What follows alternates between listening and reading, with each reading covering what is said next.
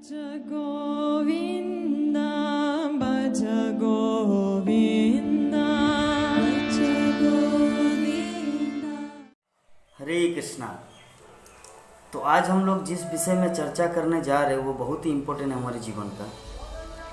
वो बात ये है कि हम सभी जानते हैं कि बहुत सारे प्राणी, बहुत सारे भारत के लोग ऐसे हैं या बहुत सारे लोग हैं दुनिया में जो पहले भी थे, अभी भी और भविष्य में भी रहेगा, जो देवताओं की पूजा करने के लिए बहुत ही उत्सुक रहते हैं कि देवता की पूजा करेंगे, शिव दुर्गा की पूजा करेंगे, इंद्रदेव की पूजा करेंगे, माँ काली की पूजा करेंगे।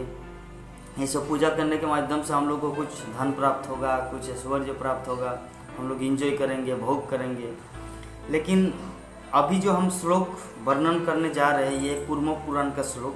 तो कूर्म पुराण के श्लोक में कैसे देवता लोग भी अपने जहाँ पर स्थित है स्वर्गलोक में वो लोग सेटिस्फाइड नहीं है, या कहने का अर्थ है कि इस पृथ्वी लोक में आने के लिए वो लोग लालायित रहते हैं, क्योंकि जो पृथ्वी है जहाँ पर हम लोग ऑलरेडी जन्म हो चुका है हमारा, इस पृथ्वी में जो हम सब जन्म ले चुके हैं, और देवता लोग बोलते कि मनुष्य कितना सौभाग्यशाली है, जबकि हम कितने अभागा है कि हमें पृथ्वी में जन्म लेने का सौभाग्य नहीं मिल रहा। कहने का अर्थ भारतवर्ष में जन्म लेने का सौभाग्य नहीं मिल रहा है। लेकिन दूसरी ओर श्रील प्रभुपाद इस विषय के तात्पर्य में यही बोल रहा है कि हम लोग अगर कुत्ते बिल्ली की तरह जीवन बिताएंगे भारतवर्ष में जन्म लेकर, अगर सही रूप से भक्ति नहीं करेंगे, आचरण नहीं करेंगे, तो सच में हम लोग एक अभागा है। यही श्रील प्रभुपाद बोलना चाह रहे। तो अभी हम उसी को पढ़ रहे हैं, आप लोग ध्यान से सुनिए। श्रीमद् भागवतम पंचम स्कंद 19 अध्याय श्लोक नंबर 29-30। श्री शुकोवाच जम्बूदीपस्य च राजन् तो उपनाष्ट हेक उपदिशन्ति सगर आत्मज सान्येन इमां महिं परितो निखुनिधिन् पल्कितान् तद्दथा सर्णपस्थस्थ शुक्ल आवर्तनो रमन को मंदर हरिण पांचजन्य सिंहलो लंकेति। इसका अनुवाद श्री सुखदेव गोस्वामी बोले, हे राजन, कुछ ज्ञानी पुरुषों के मत के अनुसार जम्बूदेव के चारों ओर 8 छोटे छोटे द्वीप हैं। जब महाराज सगर के पुत्र अपने खोए हुए घोड़े की खोज सारे संसार में कर रहे थे तो उन्होंने पृथ्वी को खोद डाला। इस प्रकार से निकटस्थ 8 द्वीप अस्तित्व में आए। इन द्वीपों के नाम है सर्णपस्थ, चंद्र शुक्ल, आवर्तन, रमनक, मंदर हरिण, पांचजन्य, सिंघल तथा लंका। तो इस संबंध में श्रील प्रभुपाद तात्पर्य में बोल रहे हैं कि कूर्म पुराण में देवताओं की इच्छा के संबंध में निम्नलिखित कथन मिलता है कि देवता इच्छा करते हैं। अब क्या देवता अपने स्वर्ग में स्थित है? हम लोग सोचते हैं कि देवता लोग बहुत ही संतुष्ट है, वो लोग एंजॉय कर रहा है, नंद कानन में सुरापान कर रहे हैं, तो क्या वो लोग खुश है या उनकी क्या इच्छा है? तो यहाँ पे कूर्म पुराण के श्लोक आता है कि अनाधिकारिणो देवा सर्गस्था भारतोद्भवम वांछन्त आत्मविमोक्षार्थम मुद्र केरार्थकारिण। यद्यपि देवता स्वर्गलोक में उच्च पदों पर आसीन हैं, फिर भी मर्तलोक में भारतवर्ष की भूमि पर उतरने के लिए उत्सुक रहते हैं। इससे संकेत मिलता है कि देवता भी भारतवर्ष में रहने के लिए योग्य नहीं है। अतः यदि भारतवर्ष में जन्म लेने वाला प्राणी कुत्ते बिल्ली की तरह रहे और इस भूमि में जन्म प्राप्त करने का लाभ न उठाए तो सचमुच ही अभागा है। तो इस चीज़ को हम लोग को समझना है और अपने जीवन को कृष्ण भावनामृत में लगाना है। हाँ, तो इस श्लोक के माध्यम से श्रील प्रभुपाद क्या बोलना चाह रहे हैं कि हम सब जिस किसी ने इस भारतवर्ष में जन्म लिया, इस जन्म लेने का सौभाग्य यही है कि अनेक अनेक जन्मों के तपस्या, यज्ञ, दान, फल कुछ न कुछ तो ऐसे किए हैं, या ये अल्टीमेटली भगवान कृष्ण की कृपा हुई हम सब पर, जिसके कारण ही हम इस भारतवर्ष में जन्म लेने का सौभाग्य प्राप्त हुआ, वो भी मनुष्य के रूप में। जरा देखिए कूर्म पुराण में वर्णन है कि देवता लोग तरसते हैं, वो लोग अनफिट है, वो लोग क्वालिफाइड नहीं है भारतवर्ष में जन्म लेने का या पृथ्वी लोक में जन्म लेने का। क्योंकि यहाँ पे अगर कोई जन्म लिया, शुद्ध भक्ति किया, भगवान कृष्ण की भक्ति की, तो स्वर्गलोक तो उसके पैरों के नीचे होता है, मतलब वो तो गोलोक वृंदावन का वासी बन जाता है। क्योंकि प्रकाशानंद प्रबोधानंद सरस्वती बात बोलते हैं कि केवल नरकायते, कहने का अर्थ है कि जो व्यक्ति भगवान के धाम, भगवान कृष्ण के धाम के बारे में जान लेता है या वहाँ पर जाने की तैयारी करते हैं, उसको ये स्वर्ग, मर्त, पाताल, ब्रह्मज्योति ये सब एक नरक जैसा प्रतीत होता है, नरक जैसा लगता है। क्यों? ये फीलिंग कब आएगा? जब व्यक्ति कृष्ण का शुद्ध भक्त बनता है। क्योंकि कृष्ण का शुद्ध भक्त बने बिना ये फीलिंग, ये एक्सपीरियंस हमारे जीवन में नहीं आ सकता।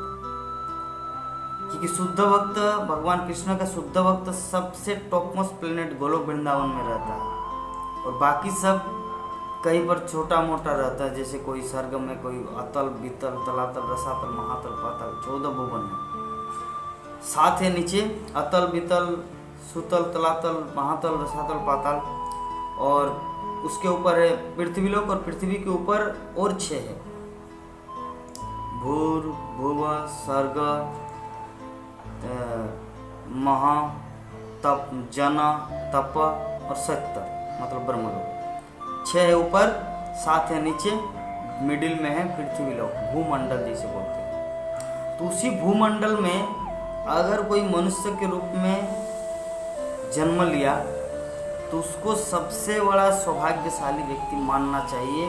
इसलिए प्रभुपाद इस ग्रंथ के इस श्लोक के तात्पर्य में श्रीमद् भागवतम का 5वें स्कंद 19 अध्याय 29-30 नंबर श्लोक के तात्पर्य में लिख रहे हैं कि जिस किसी ने भारतवर्ष में जन्म लिया है उसका उत्तरदायित्व कि वो अपने जीवन का सार्थक करे। और जीवन सार्थक कैसे होगा? भगवान कृष्ण की शुद्ध भक्ति करने के माध्यम से।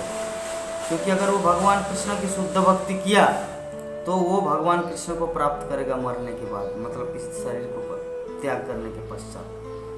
और अगर इसको नहीं किया, वो शुद्ध भक्ति नहीं किया, तो प्रभुपद क्या लिखा, वो कुत्ता बिल्ली की तरह अगर अपने जीवन को यापन करे तो सच में वो सबसे बड़ा मूर्ख है। और ये मूर्खता ही उनके जीवन में पश्चाताप का कारण बनेगा भविष्य में। तो ये चीज़ हम लोग को बहुत ही गौर से लेना है, बहुत ही सीरियस लेना है कि जो चीज़ के लिए देवता लोग लालायित होते हैं वो चीज़ ऑलरेडी हम सबको प्राप्त हुआ है। देवता लोग यज्ञ नहीं है पृथ्वी लोक में जन्म ग्रहण करने का और यहाँ पे कृष्ण भक्ति करने का, लेकिन वो चीज़, वो फैसिलिटी कृष्ण हम लोग को अहेतु की कृपावश ऑलरेडी दे चुका है। तो जब भगवान अहेतु की कृपावश हम सबको दे चुका है तो हमारा क्या उत्तरदायित्व है, क्या कर्तव्य है? हमारा कर्तव्य है उस लक्ष्य को प्राप्त करने के लिए अपने आप को जला देना, अपने आप को उस लक्ष्य के लिए, उसको प्राप्त करने के लिए पूर्ण रूप से समर्पण हो जाना। क्योंकि ये एक बार अगर हम लोग च्युत हो गए, एक बार अगर हम लोग छोड़ दिया इसको, तो सच में कब भगवान और कृपा करेंगे, कितना लाखों करोड़ों वर्षों बाद, कितने जुगों बाद, कोई गारंटी नहीं। क्योंकि व्यक्ति अगर मान लीजिए पूरा 1 क्लास से लेकर 10 क्लास तक, पहले क्लास से लेकर 10वीं तक वो पढ़ाई किया, उसके बाद उसका मैट्रिक परीक्षा होगा, माध्यमिक। तो मैट्रिक परीक्षा के दौरान अगर वो परीक्षा के दिन में बहाना करे या परीक्षा देने गया ही नहीं, तो फिर उसे और इंतजार करना पड़ेगा 1 साल। और उसके बाद भी अगर वो परीक्षा में नहीं गया तो हो सकता है दूसरा बार उसको सरकार चांस ही ना दे परीक्षा लिखने का। क्योंकि ये बहाना नहीं है, ये कोई खेल नहीं है, ये कोई तमाशा नहीं है। तो उसी प्रकार भक्ति का जो बिजनेस है बहुत सीरियस बिजनेस है।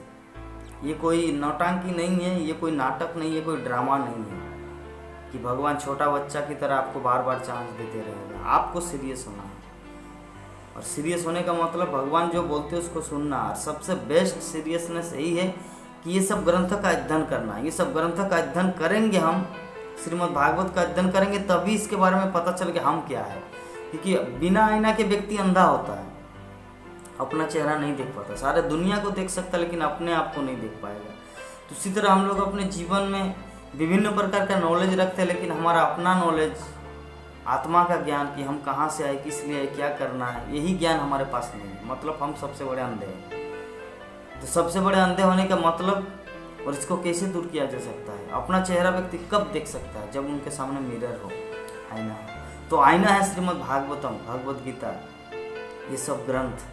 तो ये सब हम लोग अगर अध्ययन करेंगे तो हम लोग अपने आप को देख पाएंगे और हमारे जीवन को सार्थक कर पाएंगे। और हमारे जीवन को सार्थक करेंगे तो ही हम लोग को देख के बाकी सब लोग प्रेरित होंगे, वो भी कृष्ण भक्त बनेंगे। रही जगत कल्याण है। इसलिए प्रभुपाद बोलते हैं कि संसार में कोई भी परोपकार कार्य नहीं एकमात्र कृष्ण भावनामृत के अलावा।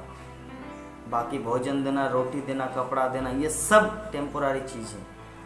वास्तविक कल्याण तो व्यक्ति को, जैसे कोई व्यक्ति, प्रभुपाद उदाहरण देते, जैसे कोई व्यक्ति पानी में डूब रहा है, तो अगर आप बोलेंगे अरे उसका 60 तो बहुत 1400-1500 का है, चलो उसके 60 को बचा लेते हैं, और वो जो व्यक्ति डूब रहा है उनकी परवाह ना करना, उनके 60 की रक्षा करना, पूर्ता की रक्षा करना। तो ऐसा ही है, इस संसार में रोटी देना, कपड़ा देना, मकान देना, ये सब ये टेम्पोरारी बॉडी की रक्षा करना है। लेकिन आत्मा जो है मूल निवासी, जैसे शरीर और मतलब 60 को अगर बचा लिया, डूबते हैं प्राणी अगर मर गया और 60 को उठा लिया, क्या फायदा है? उनको बचाना चाहिए जो डूब रहा है। तो उसी तरह आत्मा डूब रहा है इस संसार में आकर, तो इस आत्मा को डूबते हुए आत्मा को बचाने के एकमात्र तरीके खुद को शुद्ध भक्त बनाना, श्रीमद् भागवतम का ज्ञान अर्जन करना और उनके सामने श्रीमद् भागवत की कथा को सुनाना और आत्म तत्व के बारे में ज्ञान बताना। जय कृष्ण तत्ववेता सही गुरु है। महाप्रभु यही बोले कि सबको गुरु बनना है। श्रील प्रभुपाद बोले हैं कि सबको कृष्ण भावनामृत का नॉलेज, भगवद गीता, भागवतम पढ़ना है, और जो भी उनके सगे संबंधी, दोस्त, रिश्ते, नाते, जो भी उनसे रिलेटेड है, जारे देखो तारे कहो कृष्ण उपदेश, जिसको भी मिले, जिससे भी वो बातचीत करे, उनसे कृष्ण कथा के संबंध में बोले, क्योंकि यही वास्तविक कल्याण है। बाकी सब व्यर्थ का चीज़ है, इस संसार में सब व्यर्थता है। इसका मतलब ये नहीं कि कुछ किसी चीज़ को नेगलेक्ट किया जाए, लेकिन इम्पोर्टेंट चीज़ क्या है, what is our primary duty, पहले हमारा मुख्य दायित्व क्या है, कर्तव्य क्या है। तो वही कर्तव्य है कृष्ण भक्ति को जानना और कृष्ण भक्ति को अपने जीवन में उतारना और कृष्ण भक्ति दूसरों को देना। हरे कृष्ण कृष्ण कृष्ण हरे हरे, हरे राम राम राम हरे राम। जगत गुरु श्रील प्रभुपाद की जय।